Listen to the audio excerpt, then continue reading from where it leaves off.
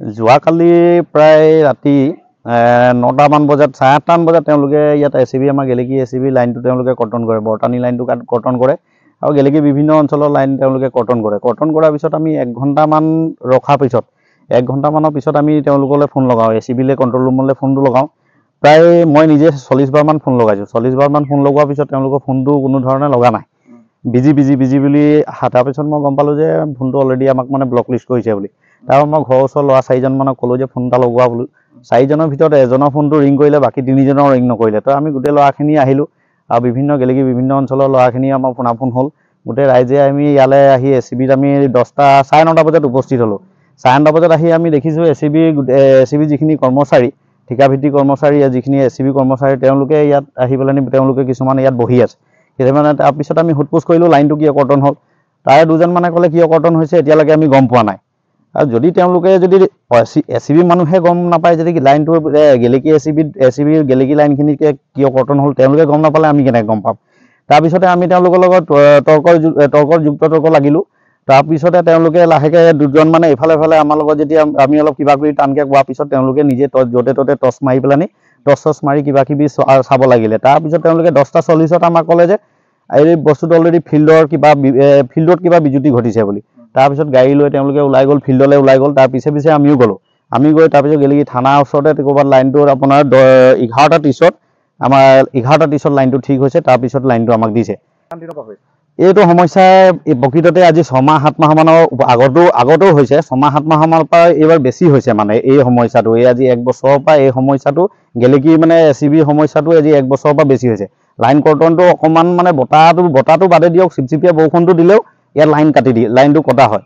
আৰু বিশেষকৈ মানে অতি এটা কথা ক'বলগীয়া কথা এটা আছে যে এই এচিবি যিটো কণ্ট্ৰল ৰুম হয়, আজি আমি প্ৰায় 1 মাহমানৰ আগৰ পৰাই ফোনটো লগালে এচিবি কণ্ট্ৰল ৰুমত আমাৰ ফোনটো নালাগে। তেওঁলোকে আমাৰ ফোন নম্বৰবোৰ ব্লক লিষ্টত ভৰাই থৈছে। যিসকল এতিয়া ধৰি লওক আমাৰ গেলেকী হওক বা আমাৰ বৰতানী আশে-পাশে যিমান অঞ্চলৰ মানুহ হয়, চবৰে নাম্বাৰবোৰ ইয়াতে এচিবি কণ্ট্ৰল ৰুমত যিজন মানে ধৰি লওক আমি গম পোৱা মতে কালি কিবা মুকেশ ৰবি দাসৰ নামৰ ল'ৰা এজন আছিলে, তেখেতে মানে চবৰ নাম্বাৰবোৰ কালি ইয়াত গম পোৱা মতে ৰাইজৰ লগত কথা কিছুমান পাতোতে তেখেতে চবৰ নাম্বাৰবোৰ ব্লক লিষ্টত ভৰাই থৈছে বুলি। তো এইটো এটা কথা যে আমি যদি ৰাইজৰ নাম্বাৰবোৰ যদি আমাৰ ব্লক লিষ্টত ভৰাই থয়, তা আমি যদি ক'ৰবাত কিবা এটা অঘটন হয়, তেতিয়া আমি যদি এচিবিক যদি জনা হয়, আমি কেনেকৈ জনাম? আমিতো কোনো ধৰণে এচিবিক আমি জনাব নোৱাৰোঁ। এই বিষয়ে মানে আমি যদি আৰ্টছা গেলেকী উপশাখাই আমি এক স্মাৰক প্ৰদান কৰিবলৈ, আমি মহকুমাধিপতিলৈ আমি এক স্মাৰক পত্ৰ প্ৰদান কৰিবলৈ আমি সিদ্ধান্ত লৈছোঁ। আৰু এই যিকেইজন ঠিকাভিত্তিক ইয়াত মানে কৰ্মচাৰী আছে, তেওঁলোকক মানে চাকৰিৰ পৰা বৰ্খাস্ত কৰিবলৈ আমি তেওঁক দাবী সেই পত্ৰৰ যোগেদি আমি তেওঁক দাবী জনাম। যিহেতু মানে তেওঁলোকৰ কোনো ধৰণৰ অভিজ্ঞতা নাই। কালি আমি নিজ চকুৰে দেখিছোঁ তেওঁলোকৰ একো অভিজ্ঞতা নাই।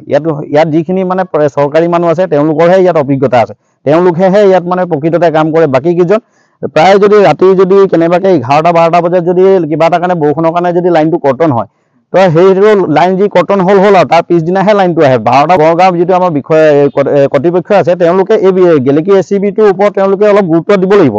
যদি এনেকৈ গুৰুত্ব নিদিয়ে তেন্তে আমি আৰ্টছাই আমি বৃহৎ প্ৰতিবাদ কাৰ্যসূচী ল'বলৈ আমি বাধ্য হ'ম। ITI কৰা আছে বুলি আমি গম পাওঁ, কিবা এটা ITI আছে, মুঠতে তেওঁলোকে ITI থকাৰ কাৰণে ইয়াত চাকৰিটো লগালগ জইন দিছে। তেওঁলোকৰ মানে এক্সপেৰিয়েঞ্চ বুলি কোৱা বস্তুটো ইয়াত একো নাই। যে এচিবিত কাম কৰা এক্সপেৰিয়েঞ্চ মিনিমাম 3 years হ'লেও হ'ব লাগিব। 3 years এক্সপেৰিয়েঞ্চ থকা ব্যক্তিজনকহে এচিবিত কাম দিব লাগিব। আৰু বিশেষকৈ তেওঁলোকক কণ্ট্ৰল ৰুমত দিছে। যদি ইনকেছ যদি সোণাপুৰৰ লাইনটো যদি কিবা এটা ডিষ্টাৰ্ব দিয়ে, তেওঁলোকে গোটেই গেলেকী লাইন সোপা কাটি পেলায়। সেইটো একদম স্পষ্ট কথা। সোণাপুৰত যদি ডিষ্টাৰ্ব দিয়ে, তেওঁ গোটেই গেলেকী লাইন সোপা কাটে। কাৰণ এওঁলোকৰ অভিজ্ঞতা নাই। অভিজ্ঞতা নথকা ব্যক্তিসকলক যদি ইয়াতে যদি কণ্ট্ৰল ৰুমত থয়, তো এইটোতো সম্পূৰ্ণ এইটো ফল হ'বই। তেওঁলোকে সম্পূৰ্ণ গেলেকী লাইন কাটি দিয়ে। মানুহ আহিলে ইয়াত আহি ঘূৰি কালি ইয়াত দেখা দিয়ে কিছুমান জেগাত লাইন আছে, কিছুমান জেগাত লাইন আছে কালি কাটি থৈছে গোটেইখিনি। কিছুমান জেগাত ৰাতি 1টা বজাত লাইন পাইছে। আমাৰ বৰতানীয়ে কালি 11:30 বজাত লাইন পাইছোঁ, গেলেকীয়ে আমি 11:30 বজাত লাইন পাইছোঁ। আমি যদি ওলাই নাহিলোহেঁতেন কালি আমি গোটেই ৰাতি লাইন নাপাওঁ। সেইটো একদম স্পষ্ট কথা। আমি এই বস্তুটো বিচাৰোঁ যে মহকুমাধিপতিয়ে অলপ এই বস্তুটোৰ ওপৰত অলপ গুৰুত্ব দিয়ক। এই কথাটো গুৰুত্ব দি পেলানি এই ঠিকাভিত্তিক কৰ্মচাৰীসকলৰ ওপৰত বিহিত ব্যৱস্থা গ্ৰহণ কৰক।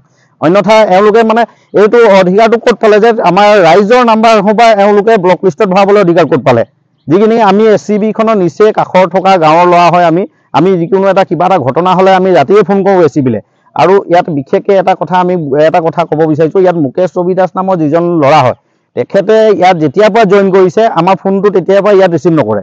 কিন্তু তাৰ আগতে ইয়াত আমি ৰাতি 2টা বজাতো ফোন কৰোঁ। ইয়াত আমাৰ এজন শৰ্মাদা বুলি এজন আছিলে, তেখেতক যদি আমি ৰাতি ফোন কৰোঁ 2টা বজাতো ফোন কৰোঁ শৰ্মাদা আমুকত আমুক হৈছে তেখেতে লগালগ ইমিডিয়েটলি একশ্যন লয় কাৰেণ্টটো কাটে বা কিবা এটা কৰে মানে তেখেতে আগতে আমাক ইয়াত গুৰুত্ব দিয়ে আমাৰ ৰাইজক ইয়াত গুৰুত্ব দিয়ে কোনো ধৰণে মানে ৰাইজে আজি এতিয়া আহি আমি হুটপুচ কৰাতে কৈছে বোলে 10টা মানুহ একেবাৰে ফোন কৰে এইটো সম্পূৰ্ণ মিছা কথা কালি বিভিন্ন ধৰণৰ মানুহে ফোন কৰিছে চবে ফোন কৰিছে চবৰ নাম্বাৰবোৰ ৰিঙো হৈছে কিন্তু তেওঁলোকে কোনো ধৰণৰ এওঁলোকে ফোনটো তোলা নাই বা ফোনটো তুলি কথাটো ক'ব লাগিব কিজানি ক'ৰবাত শ্বৰ্ট চাৰ্কিট হৈ আছে সেইটো কাৰণে কিজানি কোনোবাই ফোন কৰিছে চবেই কাৰেণ্টটো পাব লাগে বুলিতো ফোন কৰা নাই এইখিনি কথা তেওঁলোকে অলৰেডি মানে এইখিনি কথা ভাবিব লাগে একচুৱেলি এওঁলোকে ভাবিব কেনেকৈ এওঁলোকে ভবা শক্তিটো নাই যিহেতু এওঁলোকৰ কোৱালিফিকেশ্যন নাই এওঁলোকৰ অভিজ্ঞতা নাই কোৱালিফিকেশ্যন নাই ঠিকা ভিত্তি কৰা ল'ৰাখিনি একো নাই সিহঁতৰ এক্সপেৰিয়েঞ্চো নাই উইদাউট এক্সপেৰিয়েঞ্চত এওঁলোকে ইয়াত আহি নিজে কাম কৰি আছে একো নাজানে এওঁলোকে সোণাপুৰত লাইন ডিষ্টাৰ্ব দিলে গোটেই গেলেকী লাইন কাটি পেলাই এইখিনি সম্পূৰ্ণ মানে এইটো আমি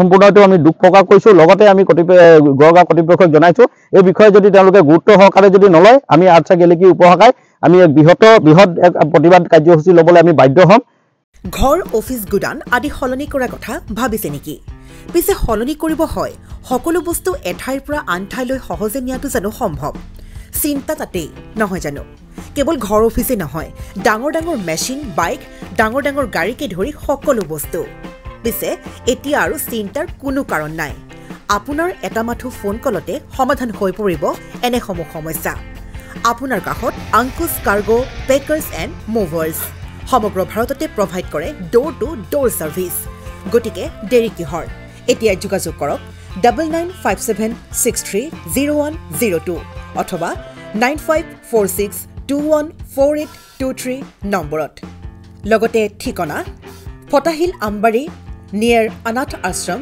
আমবাৰী থানা গুৱাহাটী